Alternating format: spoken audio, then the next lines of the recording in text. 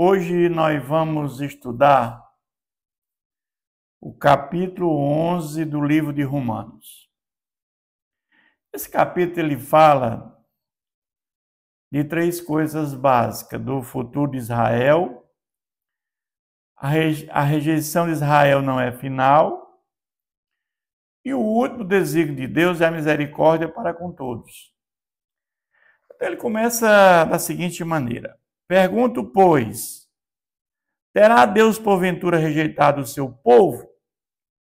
E Paulo diz, de modo nenhum.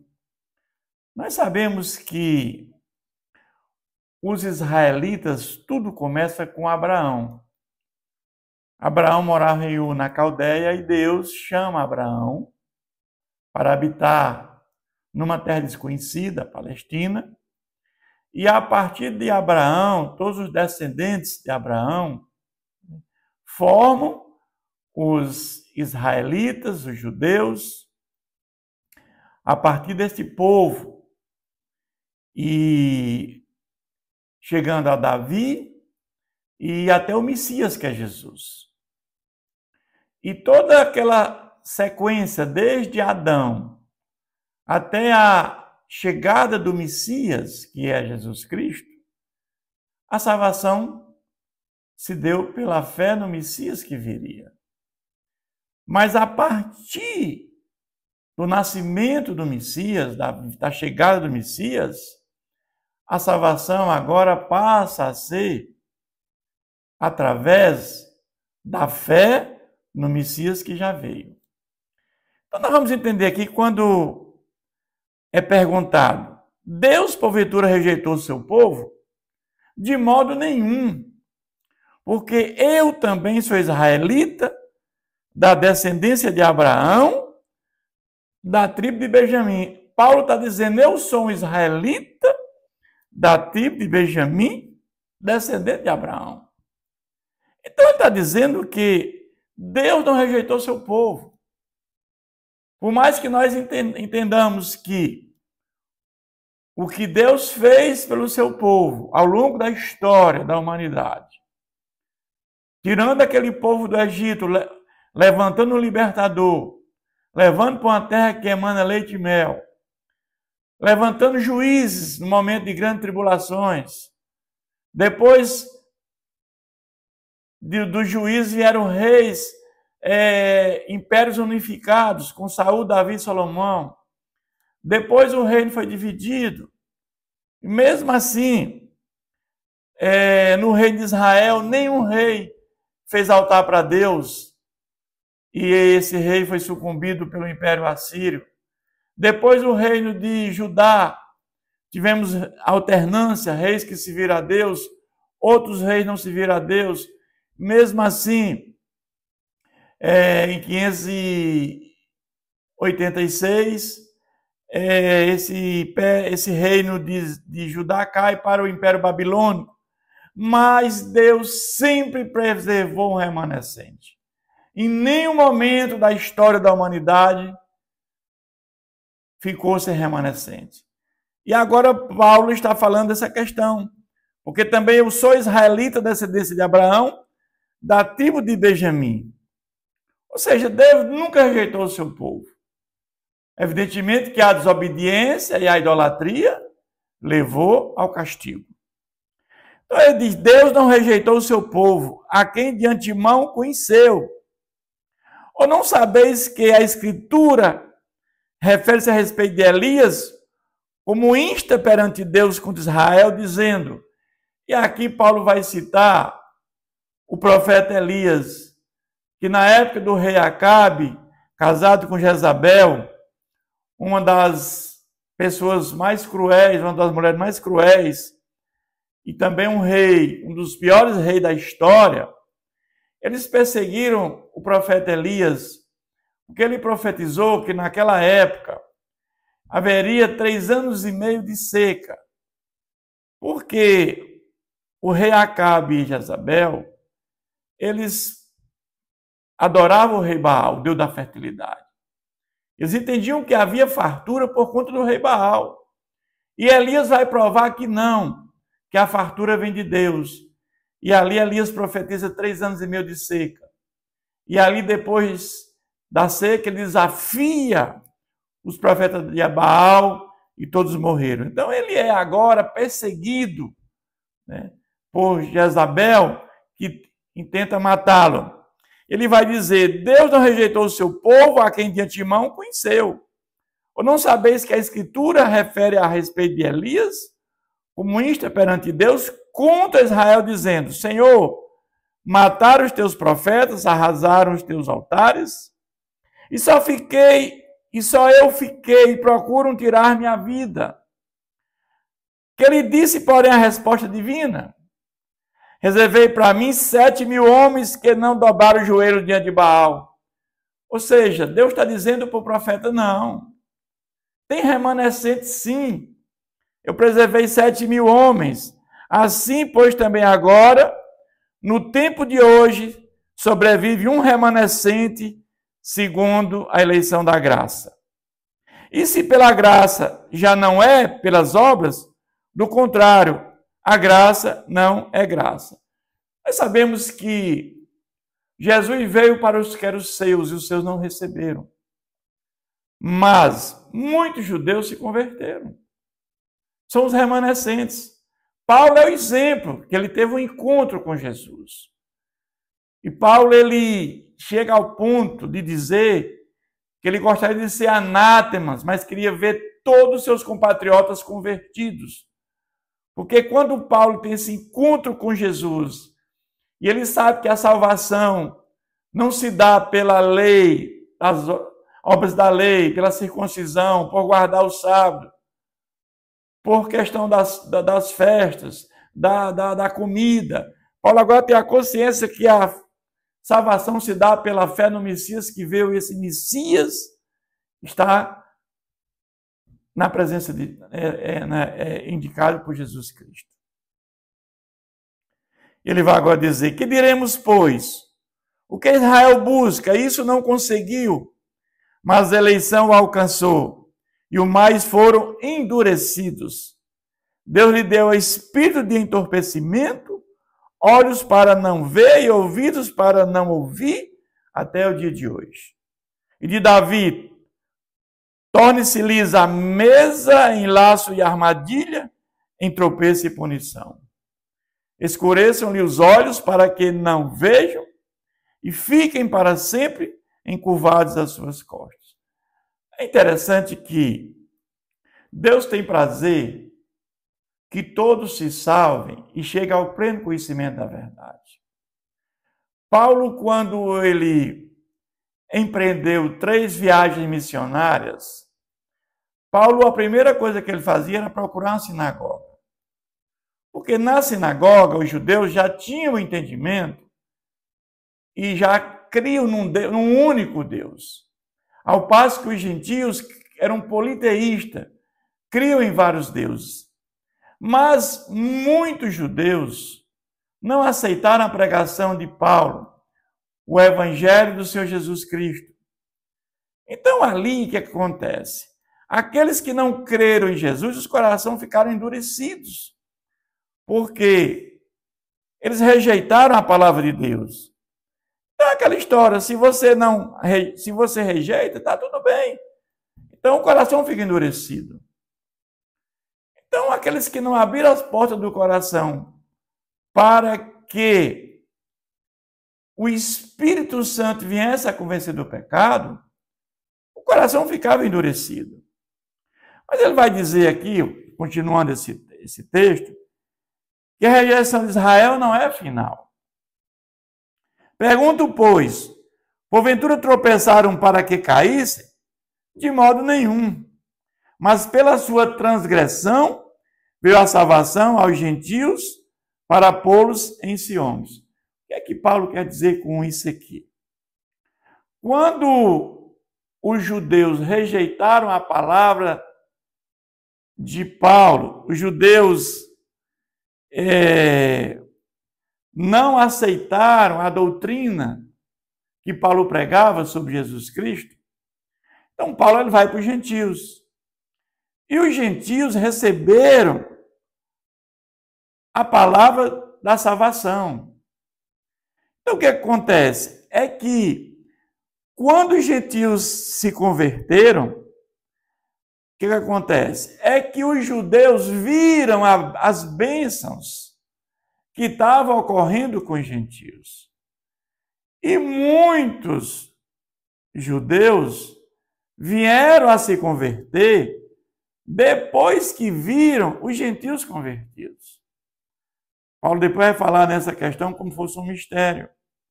Mas aí começa os ciúmes. Então, muitos judeus vieram a se converter por conta dos gentios, que os gentios receberam a bênção, receberam a palavra de Deus e se converteram. Ora, se a transgressão deles redundou em riqueza para o mundo, o seu abatimento em riqueza para os gentios, quanto mais a sua plenitude. Ou seja, Paulo está dizendo, olha, se esses judeus que não receberam a palavra de Deus vieram a se converter quando os gentios receberam, imagina se os judeus recebessem essa palavra na sua plenitude. Era uma coisa maravilhosa. Dirijo-me a vós outros, que sois gentios, visto, pois, que eu sou apóstolo dos gentios, glorifico o meu ministério. O próprio Jesus, quando Paulo teve um encontro com Jesus, ele diz que Paulo sofreria pelo seu nome. Importa que ele sofra pelo meu nome, porque ele pregará o evangelho para rei, para os gentios. E nós sabemos que isso aconteceu com Paulo. Ou seja, para ver se, de algum modo, posso incitar a emulação, a competição, os do meu povo e salvar algum deles, que eram os judeus. A ideia inicial é que ele veio para os judeus. Mas nós sabemos que, depois daquela visão de Pedro, do lençol, que não há mais distinção entre judeus e gentios, depois do Concílio de Jerusalém, que a circuncisão não tem mais valor, nós vemos que agora a salvação é para todos, não há mais distinção entre judeus e gentios.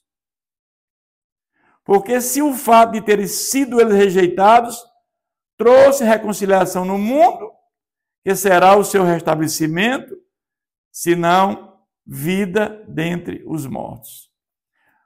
Ou seja, todas aquelas pessoas que entendiam que a salvação se dava por obras da lei, estavam mortos espiritualmente.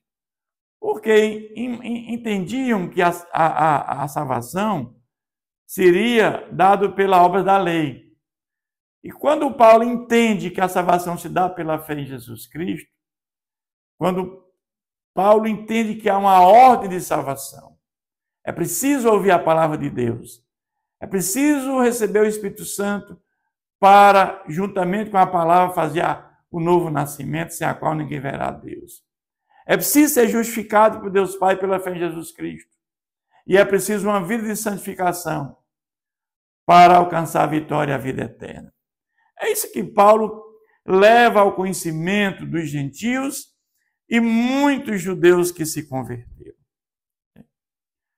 Mas ele vai dizer agora, e se forem santas as primícias da massa, igualmente o será na sua totalidade. Se for santa a raiz, também os ramos serão. Aqui vai falar dos patriarcas. Se, porém, algum dos ramos foram quebrados, e tu, sendo oliveira brava, foste enxertado em meio deles, e te tornaste participante da raiz e da seiva da oliveira. Ele vai agora falar dos gentios e dos judeus. Ele vai dizer que os judeus é a oliveira natural e que os gentios é a oliveira brava. E que ele diz que os judeus, essa oliveira, os ramos foram quebrados, enxertados. Ou seja, a oliveira brava enxertada na oliveira natural, que são agora os gentios. ele vai dizer, não se glorieis contra os ramos, ou seja, agora vocês, gentios, que receberam agora esse privilégio, não vos glorie contra os ramos. Os ramos são quem? Aqueles que foram quebrados, os judeus. Porém, se gloriares, sabe que não és tu que sustenta a raiz, mas raiz a ti. Ou seja, nós temos que ter o entendimento que tudo vem de Deus. Deus é que nos sustenta. Tudo que nós fazemos é para a glória de Deus. Tudo que nós temos, tudo que nós possuímos, foi Deus que nos deu. Nós não temos a capacidade de nada, porque nós somos pó, nós somos pequenos diante de Deus. Tudo vem do Senhor, do nosso Deus. Então, Paulo aqui está advertindo. Não te glorie contra os ramos, aqueles ramos que foram quebrados, que é os judeus, né? Que a oliveira brava, que é os gentios, foi enxertado. Eles agora têm esse privilégio. Os gentios têm esse privilégio. Não te glorie contra os ramos, porém, se te gloriares, sabe que não és tu que sustenta a raiz, mas a raiz a ti. É o nosso Deus que sustenta. Dirás, pois, alguns ramos foram quebrados para que eu fosse enxertado. Bem, pela sua incredulidade foram quebrados. Tu, porém, mediante a fé, está firme, não te ensoberbeça, mas teme. Ele está dizendo que alguns ramos foram quebrados, ou seja, os judeus não aceitaram a palavra de Deus. E os gentios aceitaram. Mas ele vai dizer que os judeus não aceitaram por conta da sua incredulidade. Por isso foram quebrados. Mas vocês, gentios, mediante a fé, estás firme. Não te ensoberbeça, mas teme. Então vocês não vão se vangloriar por conta que vocês agora têm esse conhecimento agora do nosso Deus. Então, fiquem tranquilos, porque tudo vem de Deus, mas teme. Ele faz uma advertência, porque se Deus não poupou os ramos naturais, que são os judeus, né, também não te poupará. Ou seja, se vocês, né, se vangloriarem, se Deus não poupou os naturais, não vão poupar vocês. Ele diz, considerai, pois, a bondade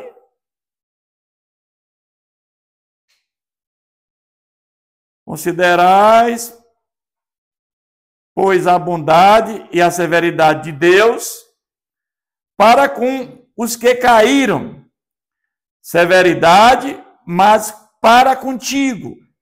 A bondade de Deus, se nela permaneceres.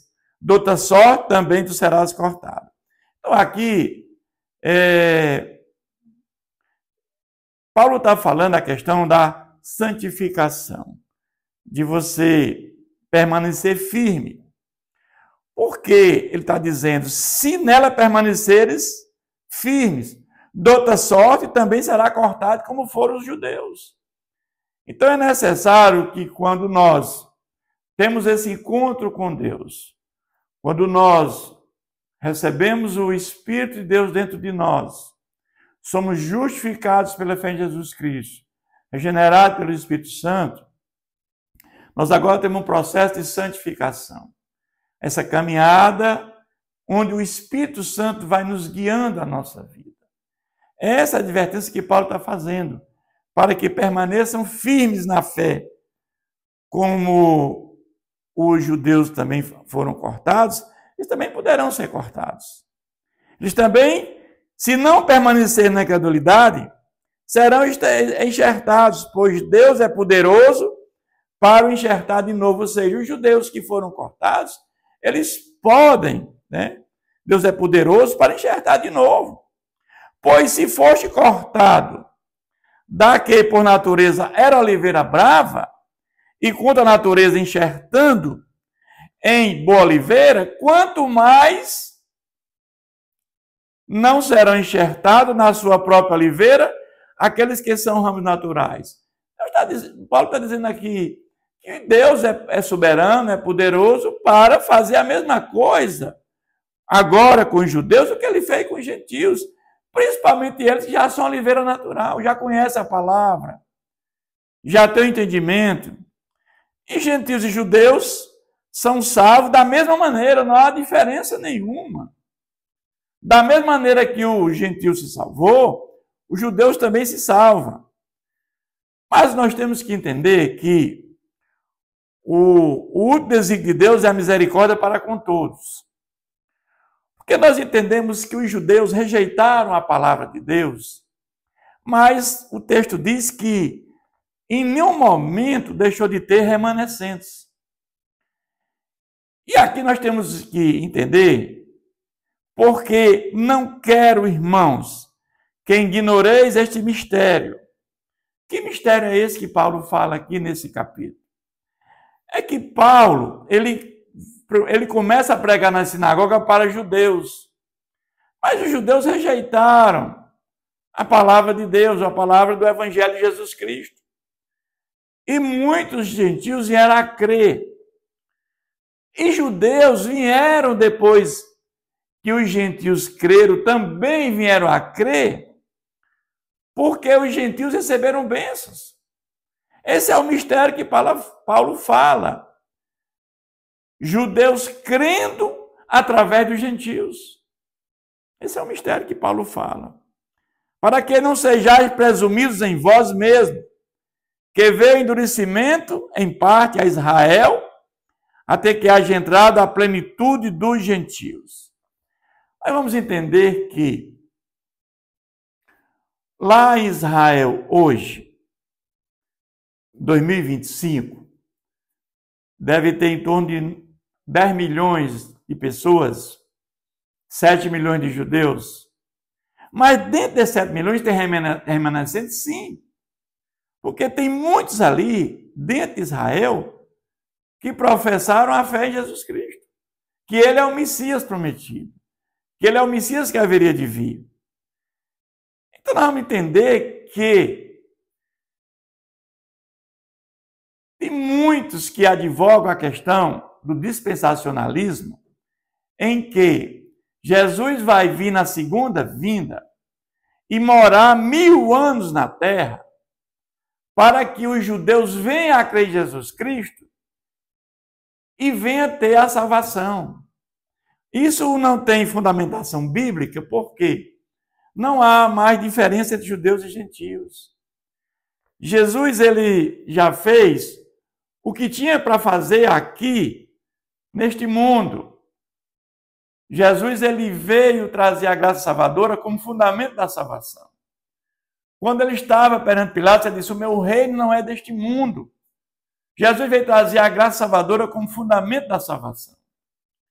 Quando Pilatos lava as mãos e diz: estou inocente do sangue desse justo, e o povo todo respondeu: caia sobre nós o seu sangue e sobre os nossos filhos.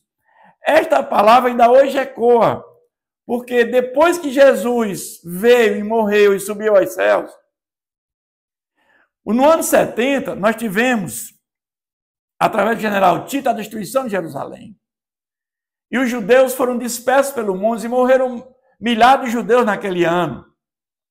E só vieram a voltar a Israel com quase 1900 anos depois, quando foi criado o Estado de Israel em 48, quando presidia a ONU o brasileiro Oswaldo Aranha. Mas Israel o povo não tem paz. Por quê? Porque ainda com essas palavras, estou inocente do sangue desse justo, e eles gritam, os judeus gritam: caia sobre nós o seu sangue e sobre os nossos filhos o sangue de Jesus. Então, por isso, ainda hoje, mas entendemos que antes de Jesus voltar na sua segunda vinda de Jesus, a segunda vinda de Jesus, muitos judeus vão entender que Jesus era o Messias prometido. Eles vão agora acreditar que Jesus é o Salvador da humanidade e vão colocar a fé em Jesus e vão se salvar. Esse é o entendimento. E assim todo Israel será salvo, como está escrito: virá o Sião, o libertador, e ele apartará de Jacó as impiedades. Esta é a minha aliança com ele quando eu tirar os seus pecados. Quanto ao evangelho, são eles inimigos por vossa causa, quando, porém, eles são amados por causa dos patriarcas. Ou seja, a inimizade de judeus e gentios naquela época, por conta do evangelho, mas quanto à lei, são amados por conta dos patriarcas. Porque os dons e a vocação de Deus são irrevogáveis. Deus tinha dito a Abraão que a sua descendência seria uma grande nação. Isso aconteceu através da descendência de Abraão. Mas, pela incredulidade, pela desobediência, por adorar deuses pagãos, então, muitos rejeitaram a Deus, e quando Jesus veio, rejeitaram o evangelho de Jesus Cristo. Muitos perderam, não tiveram a salvação. Mas nós vamos entender que muitos remanescentes, muitos vão ter a salvação.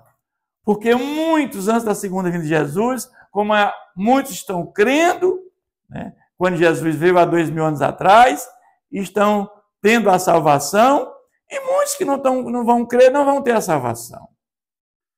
Porque assim como vós também outrora foste desobediente a Deus, mas agora alcançaste a misericórdia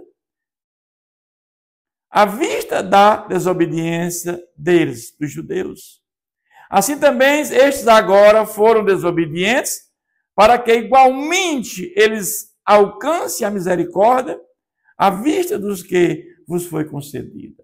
Ou seja, da maneira que os gentios acreditaram, creram que Jesus Cristo era o Messias, o Salvador da humanidade, e que a salvação se dá através da fé em Jesus Cristo, da mesma maneira, muitos vão crer, né? Da mesma maneira que os gentios creram e vão ter salvação e vão ter a misericórdia do nosso Deus. Porque Deus a todos encerrou na desobediência, a fim de usar a misericórdia para com todos. Então, o nosso Deus é um Deus misericordioso. Ele usa da misericórdia tanto para judeus como para gentios. Então, a misericórdia de Deus se dá independente, né, de qualquer coisa, todos aqueles que colocarem a fé no Messias. Então, a salvação se dá desta maneira, pela fé no Messias. Mas ele agora vai falar de uma coisa maravilhosa, que é a sabedoria dos desígnios divinos. Ele vai dizer, ó profundidade da riqueza, tanto da sabedoria como do conhecimento de Deus. Quão insondáveis são os seus juízos, quão inescrutáveis os teus caminhos. Quem, pois, conheceu a mente do Senhor? Ninguém pode conhecer a mente de Deus. Porque o nosso Deus, ele não tem princípio nem fim. Ele é eterno, ele é imutável. Ou seja, no princípio, não existia matéria. Só existia a Trindade, o Pai, o Filho e o Espírito Santo. E tudo foi criado pelo poder da palavra de Deus. E ele pergunta, ou quem foi o seu conselheiro? Não tem ninguém acima de Deus. É por isso que Deus jura por ele mesmo, porque não tem ninguém acima dele.